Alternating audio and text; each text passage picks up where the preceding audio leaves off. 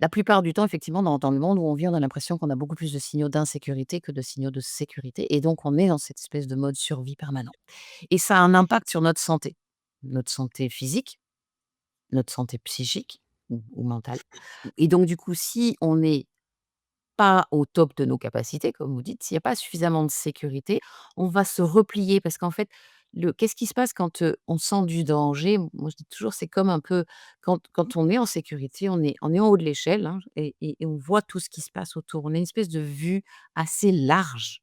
On a notre regard peut embrasser le monde. Si on descend l'échelle, on voit plus que les barreaux au-dessus, en dessous. En fait, notre champ de vision se rétrécit parce que c'est vital qu'on voit les signaux de danger arriver et plus on s et à un moment donné, même, on va se cacher complètement ou on va croire, comme les enfants, quand on joue à cacher coucou, on se rend pas compte, mais en fait, on se cache et on croit qu'on est caché.